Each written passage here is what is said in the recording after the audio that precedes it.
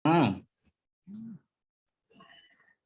Halo guys, hari ini kita mau diskusi ya. Kita mau berbagi pengalaman tentang menghadapi COVID. Nah, hari ini saya undang satu orang yang pernah mengalami COVID dan bersyukur dikasih mukjizat ya, ada kesembuhan dan hari ini dia akan berbagi untuk kita semua sehingga pengalaman ini boleh memberikan harapan, semangat buat teman-teman yang mungkin hari ini sedang mengalami atau sedang menghadapi COVID yang sedang berjuang ya.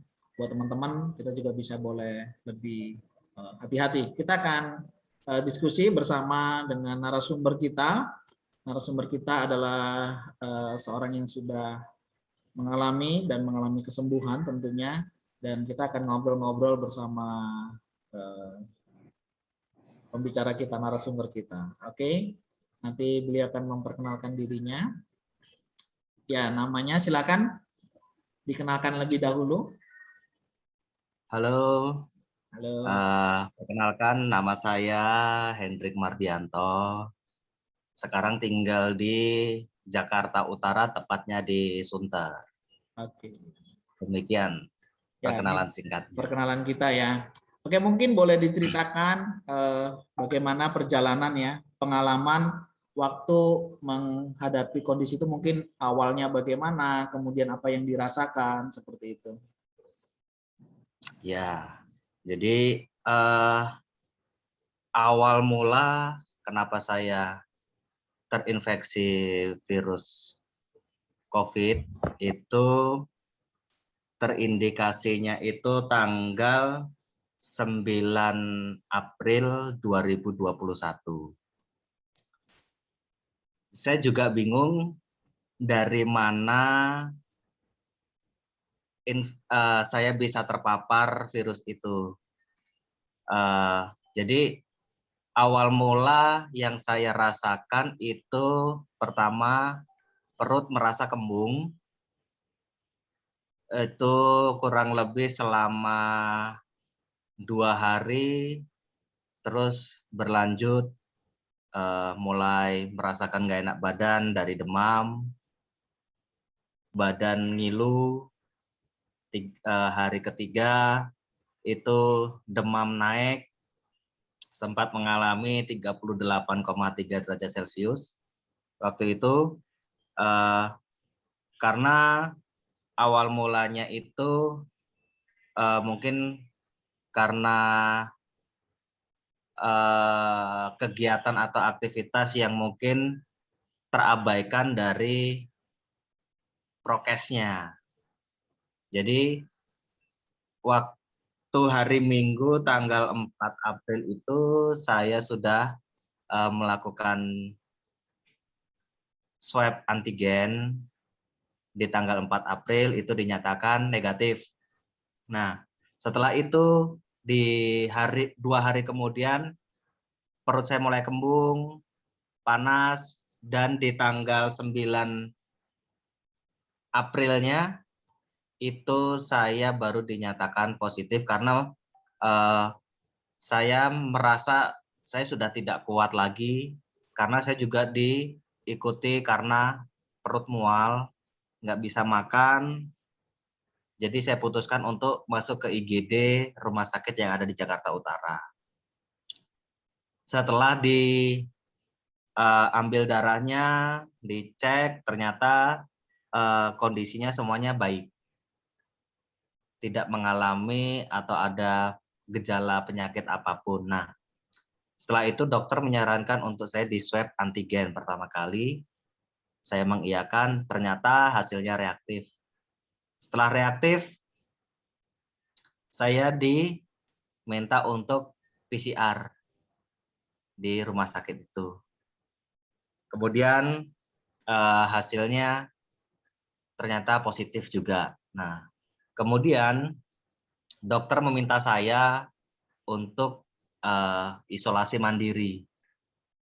Sedangkan saya di rumah ada 3 orang istri saya beserta anak saya yang masih berumur 4 tahun. 3 hari setelah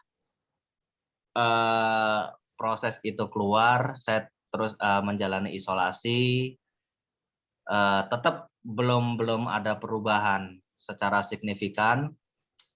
Muncullah mulai sesak nafas, indera penciuman hilang. Nah, kemudian dari pihak puskesmas di Tanjung Priuk menghubungi saya untuk menanyakan apakah saya harus isolasi mandiri atau dirujuk ke Wisma Atlet. Karena saya merasa waktu itu badan tidak enak, mual, jadi saya butuh perawatan yang lebih intensif. Nah, berbarengan di hari itu di tanggal 14 April, kebetulan ada teman saya yang bekerja di salah satu rumah sakit yang mengatakan, kenapa kok harus ke Wisma Atlet? Di rumah sakit sini aja, nanti saya bantu urusin. Oke, kalau bisa, memang bisa, ayo kita sekarang ke sana. Setelah saya sampai di rumah sakit itu, saya di screening, kemudian dicek, ternyata setelah di ronsen hasilnya ada flek di paru-paru. Itulah yang menyebabkan saya mengalami sedikit sesak nafas. Nah, setelah itu saya dibawa ke ruang isolasi di rumah sakit tersebut yang memang khusus untuk isolasi COVID. Berjalan 3 hari pertama,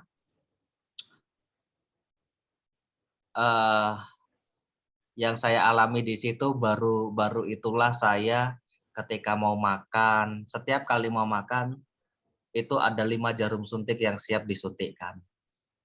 Itu sungguh luar biasa. Saya juga ya terlalu banyak obat, jadi saya nggak begitu hafal nama-nama obat. Yang jelas itu ada obat mual, vitamin, terus antivirus, itu semuanya ada di situ, disuntikan setiap kali saya mau makan, baik itu sarapan, makan siang, dan makan malam. Di suatu hari, saya ngerasa kesepian, karena memang di situ hanya tinggal saya sendiri di dalam ruangan. Di dalam ruangan itu ada 3 orang, cuman yang 2 sudah selesai, tinggal saya sendiri. Saya merasa bosan, rasa jenuh, rasa kesepian, rasa khawatir, itu yang justru membuat kadang kita drop untuk terkena COVID ini. Jadi di situ saya mulai berpikir, saya harus semangat. Saya punya anak, saya punya istri, jadi saya harus tetap semangat gimana caranya harus sembuh. Nah, dari situ saya sepintas bernyanyi. Bernyanyi yaitu bernyanyi kidung pujian, ku berbahagia, yakin teguh. Pokoknya yang saya ingat-ingat itu pokoknya lagu-lagu dari Kidung Jemaat. Itu yang menurut saya itu menjadi kekuatan bagi saya dan bisa menjadi semangat bagi saya untuk terus mengandalkan Tuhan, untuk menjamah saya, memberikan kesembuhan buat saya. Itulah yang saya alami. Saya merasakan tubuh yang enak, nafas kembali normal, dan nafsu makan kembali normal itu setelah melewati 3 malam. 3 hari 3 malam di situ. Setelah itu saya terus bersemangat untuk sembuh, dan ya itu semua tidak lepas dari dukungan keluarga saya, dukungan dari teman-teman saya, dari gembala sidang juga. Tak lepas dari itu semua, seluruh doa dan dukungannya semuanya itu memotivasi saya untuk terus semangat. Jadi kesimpulannya adalah ketika kita yang saat ini belum berdampak, kita harus memiliki pikiran yang selalu positif, jangan terlalu lelah dalam bekerja, dan jangan terlalu stres dalam memikirkan pekerjaan ataupun dalam hal-hal apapun. Tetapi nikmatilah. Setelah kita bisa menikmati, kita makan yang sehat, makan makanan yang bergizi, menjaga pola hidup yang sehat, pola hidup yang bersih, pasti saya percaya kita akan terhindar dari hal itu. Ya mungkin waktu-waktu kemarin, ya mungkin saya terlalu lalai dalam menjalankan prokes. Jadi terus pikiran kacau, stres, dan kondisi tubuh yang capek. Nah mungkin dari situlah saya terdampak dan terinfeksi. Motivasi saya buat rekan-rekan yang saat ini terpapar, tetap semangat, tetap berpikir positif bahwa itu akan berjalan sedemikian rupa, dan percayalah Tuhan pasti akan memberikan kesembuhan, akan memberikan mukjizatnya. Terus kita selalu berharap kepada Tuhan. Terus kita semangat, karena kuncinya untuk membentuk imun itu kita harus semangat, makan juga harus enak, bernutrisi, dan bergizi. Dan juga ya jangan lupa minum suplemen tambahan seperti susu beruang untuk menghancurkan toksin-toksin yang racun-racun yang ada di tubuh kita supaya tubuh kita kembali lebih segar, dan terus jaga pola hidup yang lebih baik lagi. Itu saran dari saya. Tetap semangat, jangan berpikir yang negatif, kita harus berpikir positif terus semangat untuk sembuh supaya COVID itu tetap bisa diselesaikan atau bisa disembuhkan. Terus percaya saja sama Tuhan. Hanya itu sih. Oke, terima kasih untuk yang saya alami Henry saat ini. ya. Nah. Boleh ya beberapa pertanyaan nih Om. Yang pertama, tentunya tadi sempat merasakan perasaan sedih begitu ya. Selain itu ada nggak Om perasaan-perasaan yang bagaimana berkecamuk di dalam diri? Apakah merasa, aduh ini seperti aib? Apakah ini seperti sesuatu yang bagaimana ya berpandangan orang-orang itu kan kadang melihat itu sebagai aib begitu ya. Pernah nggak terpikir seperti itu atau bagaimana kita menghindari omongan orang gitu ya? Waktu itu yang saya alami pasti yang saya pikirkan adalah lingkungan sekitar, bagaimana rasanya orang yang terdampak, kemudian mungkin kalau kita berpikir negatif, mungkin mereka akan mencemooh kita ataupun akan menghindari kita. Justru sebaliknya yang saya alami adalah ketika beberapa teman saya mengetahui di lingkungan tersebut mengetahui, justru mereka malah mensupport saya, memberi semangat saya, ya baik dalam segi materi ataupun dari segi rohaninya mereka pasti mendoakan saya. Mereka selalu mensupport saya, memberikan semangat bagi saya. Dan dari pihak puskesmas sendiri pun memberikan dukungan juga. Kalau memang mau isolasi mandiri boleh silakan menghubungi saya secara pribadi WA, nanti kita akan berikan obat-obatan dan vitaminnya. Kemudian dari pihak manajemen sekolah juga memberikan kemudahan apa yang bisa kami bantu untuk supaya di keluarga Bapak bisa tetap bisa isolasi mandiri, karena istri dan anak saya itu juga mengalami positif semua. Jadi nggak mungkin kita semua itu bisa berinteraksi dengan semua orang.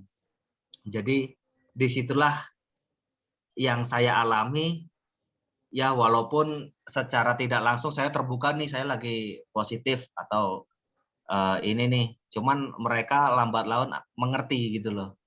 Nah dari situlah kami terus bersemangat untuk sembuh. Ya walaupun awal-awal diindikasikan positif itu memang ya sedih melihat nanti lingkungan akan mencemooh atau itu ternyata tidak. Yang saya alami adalah justru mereka akan memberikan dukungan semangat bagi saya. Kadang ya suka nelpon saya, gimana keadaannya, udah begini. Justru saya lebih didukung. Berarti boleh dikatakan bahwa peran salah satu orang-orang sekitar dan lingkungan adalah memberikan support ya, karena itu juga menolong untuk kesembuhan, Betul. meningkatkan imun ya. Wah, ini Betul menarik sekali sekali. buat teman-teman ya. Jika ada saudara, teman, keluarga yang sedang sakit, mari kita memberikan dukungan buat mereka supaya mereka lekas sembuh. Tentunya mereka akan semangat ya, karena obatnya juga banyak ya kalau saya dengar ya. Banyak. Kalau obatnya, Banyak.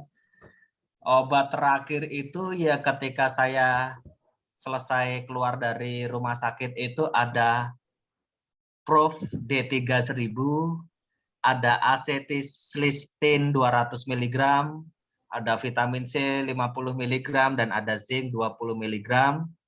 Itu yang masih saya konsumsi sampai PCR dinyatakan negatif. Berarti ya memang cukup banyak. Cukup Pertanyaan banyak. lagi, apa yang dilakukan setelah kita dinyatakan boleh pulang ya? Apakah kita boleh keluar atau memang kita tetap harus di rumah dulu ya untuk pemulihan? Bagaimana? Nah, untuk itu yang jelas rumah sakit harus memberikan hasil yang memang bisa dilakukan, kita boleh keluar dari rumah sakit. Salah satunya adalah ketika kita mengalami gejala, pastinya itu harus diselesaikan terlebih dahulu. Karena yang namanya COVID itu kita berpatokan pada CT juga. Semakin CT kita rendah, semakin virus itu bisa menularkan kepada orang lain. Tetapi semakin CT kita itu tinggi, berarti tingkat penularannya akan semakin rendah. Pengalaman saya kemarin, ketika saya diizinkan untuk pulang itu, kondisi torak saya ini sudah bersih dari virus. Tetapi hasil itu masih negatif, kemudian CT saya itu sudah hampir 35. Nah, oleh sebab itu saya diizinkan untuk pulang, tetapi harus isolasi mandiri dan kemudian harus mengkonsumsi obat yang diberikan oleh rumah sakit. Kemudian setelah itu boleh PCR kembali untuk diketahui hasilnya. Oke, berarti tetap mendapatkan Dan perhatian selama di dan rumah istirahat juga cukup kita ya. tetap menjaga prokes dan tetap isolasi. Oke, nah tadi ada satu hal yang menarik dengan lagu-lagu pujian ya. Bagaimana lagu pujian itu memberikan pengharapan dan juga sukacita tersendiri ya. Berarti boleh dikatakan sebenarnya dalam kondisi seperti ini kita memang harus benar-benar mendekatkan diri kepada Tuhan dan juga puji-pujian begitu ya. Salah satu cara kita juga untuk meningkatkan imun tubuh kita ya. Betul. Oke. Jadi buat teman-teman ya, ketika mengalami kondisi seperti ini jangan lupa ya tetap memuji Tuhan. Kadang sulit ya memuji dalam Tuhan. kondisi sakit ya. Tapi ketika kita memuji Tuhan, ternyata ada kuasa dalam pujian itu ya yang Tuhan kerjakan. Terima kasih banyak ini untuk pembicaraan hari ini. Mungkin ada hal-hal yang mau disampaikan ya buat teman-teman yang hari ini sedang berjuang nih. Mungkin mereka sedang berjuang dengan segala kondisi ya, baik yang baru maupun masuk dalam masa pemulihan. Kira-kira ada tips atau hal apa nih yang bisa disampaikan? Silakan.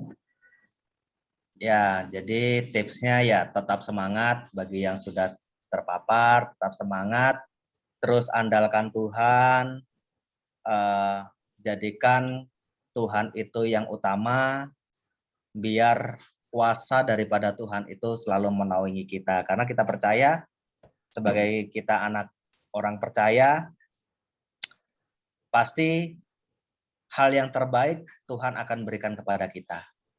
Dan hal yang baik pun juga kita harus berikan kepada Tuhan dengan memuji, dengan berdoa, ataupun hal-hal yang lain yang membuat Tuhan senang.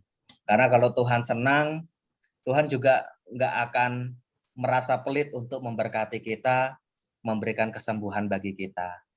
Dan bagi yang saat ini berjaga-jaga, ya tetap terus jaga prokes, memakai masker, mencuci tangan, hindari kerumunan, dan lain sebagainya. Itu aja. Baik. Terima kasih. Terima kasih banyak untuk kesempatannya. Tentunya ini sangat bermanfaat sekali ya buat kita ya untuk menjaga prokes ya. Kita tetap harus menjaga sebagaimana himbauan pemerintah, tetap kita lakukan. Buat teman-teman yang saat ini sedang berjuang, percaya ada mukjizat Tuhan, ada karya Tuhan di sana. Jangan lupa tetap mengucap syukur dalam segala hal, karena itulah yang dikehendaki untuk setiap kita sebagai anak-anaknya. Dan juga tetap menjaga kesehatan, tetap percaya, ya, ada kesembuhan, tetap mengikuti instruksi dari rumah sakit tentunya ya, makan, minum ya, supaya itu juga bisa menolong kita mengalami kesembuhan. Terima kasih untuk pembicaraannya hari ini. Kiranya pembicaraan kita hari ini boleh menjadi berkat dan banyak orang yang boleh diberkati. Terima kasih banyak, Tuhan Yesus memberkati. Salam buat istri dan juga anak, juga untuk keluarga semuanya. Shalom. Shalom.